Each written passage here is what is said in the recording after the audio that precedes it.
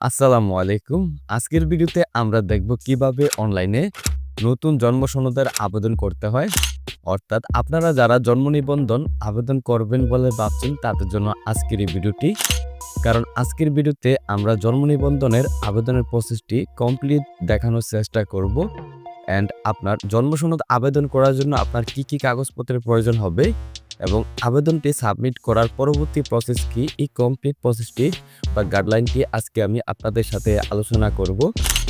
I hope আপনি যদি শুরু থেকে শেষ পর্যন্ত ভিডিওটি কন্টিনিউ করেন তাহলে আপনি হাতে থাকা একটি মোবাইল ফোনের মাধ্যমে অনলাইনে নতুন জন্ম নিবন্ধনের আবেদন করতে পারবেন। তবে মূল প্রসেসটি শুরু করার আগে রিকোয়েস্ট করব, আপনি যদি আমাদের ইউটিউব চ্যানেলে নতুন দর্শক হয়ে থাকেন তাহলে কাইন্ডলি আমাদের ইউটিউব চ্যানেলটি সাবস্ক্রাইব করে পাশে থাকা বেল আইকনটি প্রেস করে রাখুন। যারা এই ভিডিওটি ফেসবুক থেকে দেখছেন অবশ্যই ভিডিওটি শেয়ার করে অন্যকে দেখার সুযোগ করে দিবেন। Alright, back to computer. দর্শক, আপনারা আপনাদের হাতের মোবাইল ফোন অথবা পিসি যে কোনো একটি ব্রাউজার ভিজিট করবেন অ্যান্ড সার্চ বারে টাইপ করবেন bdris.gov.bd/bear/application। আপনারা এই লিঙ্কটি লিখে সার্চ করবেন অথবা এই ভিডিও ডিসক্রিপশনে আপনারা লিঙ্কটি পেয়ে যাবেন। সরাসরি লিঙ্কটিতে ক্লিক করলে আপনারা জন্ম নিবন্ধন আবেদনের ইন্টারফেসটিতে চলে আসবেন। এখান থেকে আপনারা জন্মস্থান এবং স্থায়ী দুটি ঠিকানা দেখতে পারবেন। আমরা এখান থেকে জন্মস্থান সিলেক্ট করে পরবর্তী ধাপে চলে আসলাম। তারপর এখানে আবেদনকারীর ব্যক্তির পরিচিতির মধ্য থেকে প্রথম হচ্ছে আবেদনকারীর নামের প্রথম অংশ বাংলায় বাম পাশে এবং ডান অংশ হচ্ছে নামের শেষ অংশ আপনাকে লিখতে হবে এবং একই পদ্ধতিতে নামের প্রথম অংশ ইংরেজিতে বাম পাশে প্রথমেই লিখতে হবে এবং ডান পাশে হচ্ছে নামের শেষ অংশ ইংরেজিতে লিখতে হবে এবং ইংরেজিতে লেখার ক্ষেত্রে অবশ্যই ক্যাপিটাল লেটারে লিখতে হবে। তারপর হচ্ছে আপনার জন্ম তারিখটি এখানে ইনক্লুড করবেন। তারপর আমার কাছে ডকুমেন্টসগুলো আছে এটাতে ক্লিক করবেন।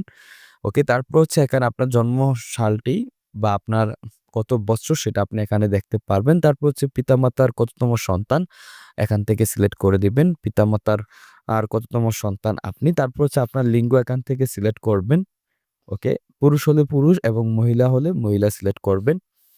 ওকে, তারপর যদি আপনার এনআইডি কার্ড বা জাতীয় পরিচয়পত্র থাকে দিতে পারেন, না দিলেও চলবে। তারপর হচ্ছে জন্মস্থানের ঠিকানা, প্রথমে আপনার দেশ, তারপর বিভাগ, তারপর জেলা, তারপর সিটি কর্পোরেশন কিংবা উপজেলা সিলেক্ট করবেন। তারপর পৌরসভা অথবা ইউনিয়ন পরিষদ, আপনারা আপনাদের পৌরসভা বা ইউনিয়ন পরিষদ সিলেক্ট করবেন। তারপর হচ্ছে আপনাদের ওয়ার্ড নাম্বার সিলেক্ট করতে হবে, কততম ওয়ার্ড, এবং ওয়ার্ড নাম্বার সিলেক্ট করার পরে এখানে ডাকঘর প্রথমে বাংলায় বাম পাশে লিখতে হবে। আমরা প্রথমে বাম পাশে আমাদের ডাকঘরটি লিখে দিচ্ছি, সাথে পোস্ট কোডটিও আমরা লিখে দিচ্ছি ঠিকানাটা বোঝার সুবিধার্থে, এবং ডান পাশে হচ্ছে ইংরেজিতে আমাদের ডাকঘর বা পোস্ট অফিসটি আমরা লিখে দিচ্ছি। তারপর হচ্ছে গ্রাম, পাড়া বা মহল্লার অপশনে আমরা এখানে আমাদের গ্রামের নামটি লিখে দিচ্ছি বাংলায় বাম পাশে, এবং ডান পাশে হচ্ছে গ্রাম, পাড়া বা মহল্লা ইংরেজিতে লিখতে হবে। আমরা এখান থেকে আমাদের ভিলেজের নামটি ইংরেজিতে লিখে দিলাম। তারপর বাসা ও সড়ক নাম্বার যদি থেকে থাকে দিতে পারেন, না দিলেও চলবে। তারপর পরবর্তীতে চলে আসবেন অ্যান্ড আসার পরে প্রথমে হচ্ছে পিতার তথ্য দিতে হবে। তার জন্য প্রথমে পিতার নাম আমরা এখানে বাংলায় লিখে দিচ্ছি। এক্ষেত্রে হচ্ছে আপনার পিতামাতার এনআইডি কার্ডটি আপনি লক্ষ্য করবেন। ওকে, পিতার নামটি বাংলায় প্রথমে লিখবেন, তারপর হচ্ছে পিতার নাম ইংরেজিতে লিখবেন। এক্ষেত্রে আরেকটি বিষয় আমি এখানে ইনক্লুড করি, সেটা হচ্ছে যাদের বয়স হচ্ছে ১৫ বছরের উপরে সেক্ষেত্রে কিন্তু এখানে শুধুমাত্র পিতামাতার নাম এখানে এড করলেই চলবে। তবে যাদের বয়স কম, অপ্রাপ্তবয়স্ক বা ছোট, ছোট বাচ্চা নিবন্ধন করবেন সেক্ষেত্রে কিন্তু অবশ্যই পিতামাতার জন্ম সনদ বাংলা ইংরেজিতে প্রয়োজন হবে। তারপর হচ্ছে ডান পাশে মাতার নাম বাংলায় লিখতে হবে এবং মাতার নামটি বাংলায় লেখার পরে হচ্ছে মাতার নাম ইংরেজিতে ক্যাপিটাল লেটারে লিখতে হবে। মাতার নামটি লেখার পরে হচ্ছে মাতার জাতীয়তা আপনাকে এখান থেকে নির্বাচন করতে হবে। দেন পিতামাতার তথ্য বসানোর পরে আপনাকে পরবর্তীতে ক্লিক করে পরবর্তী ধাপে চলে যেতে হবে।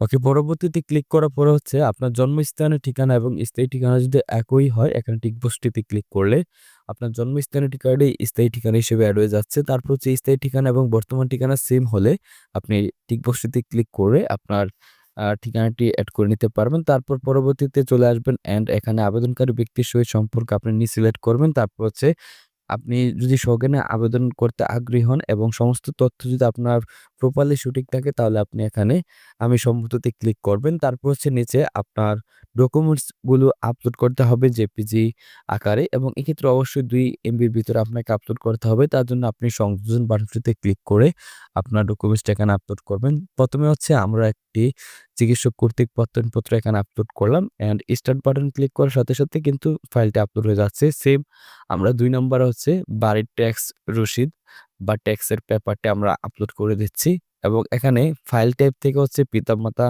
আর আবাসস্থলের যে টেক্সটটি সেটা সিলেক্ট করে স্টার্টে ক্লিক করার সাথে, সাথে আমাদের ফাইলটা আপলোড হয়ে যাচ্ছে। তারপর পরবর্তীতে আসার পরে আপনার অ্যাপ্লিকেশনটি আপনি এখানে প্রিভিউ দেখতে পারবেন। আপনি প্রপারলি আপনার তথ্যগুলো সঠিক আছে কিনা চেক করবেন। তারপর নিচে আপনার একটি ইমেইল অ্যাড্রেস দিতে হবে। তারপর হচ্ছে আপনার একটি সচল মোবাইল নাম্বার এখানে ইনক্লুড করতে হবে। অ্যান্ড সচল মোবাইল নাম্বারটি ইনক্লুড করার পরে আপনি হচ্ছে এখান থেকে ওটিপি পাঠান যে বাটনটি রয়েছে এটাতে হচ্ছে আপনাকে ক্লিক করতে হবে। অ্যান্ড ক্লিক করার সাথে, সাথে হচ্ছে আপনার মোবাইলে একটি 6 ডিজিটের ওটিপি কোড প্রেরণ করা হবে এবং কোডটি হচ্ছে এখানে আপনাকে ইনক্লুড করতে হবে বা বসাতে হবে এবং কোডটি বসানোর পরে হচ্ছে আপনি সাবমিটে ক্লিক করবেন। অলরাইট আমাদের মোবাইলে ওটিপি কোডটি চলে আসছে। আমরা এখানে কোডটি টাইপ করে দিচ্ছি অ্যান্ড টাইপ করার পরে সাবমিটে আমরা ক্লিক করে দিলাম। ওকে সাবমিটে ক্লিক করার সাথে, সাথে আপনার আবেদনটি সাবমিটেড হবে এবং প্রপারলি সাবমিট হলে আপনি এরকম একটি মেসেজ দেখতে পারবেন এবং এখানে আপনার একটি আবেদনপত্রের নাম্বার থাকবে এবং আপনি দেখতে পাচ্ছেন যে আমাদের আবেদনটি সফলভাবে সাবমিট করা হয়েছে। ওকে তারপর হচ্ছে আপনার আবেদনপত্রটি প্রিন্ট আউট করে এটার সাথে আপনার যে ডকুমেন্টসগুলো আপনি আপলোড করেছেন, আপনার প্রয়োজনীয় কাগজপত্র সহ আবেদনপত্রটি আপনার ইউনিয়ন পরিষদ কিংবা সিটি কর্পোরেশনে আপনি জমা দিয়ে আপনার জন্ম সনদের ডিজিটাল কপিটি আপনি রিসিভ করতে পারবেন। তো এই ছিল আজকে আমাদের ভিডিও। যদি ভিডিওটি ভালো লেগে থাকে অবশ্যই রিকোয়েস্ট থাকবে আমাদের চ্যানেলটি সাবস্ক্রাইব করে রাখবেন এবং যারা অলরেডি সাবস্ক্রাইব করেছেন থ্যাংক ইউ সো মাচ। দেখা হচ্ছে নতুন কোনো ভিডিওতে, সে পর্যন্ত ভালো থাকুন, সুস্থ থাকুন। আল্লাহ হাফেজ।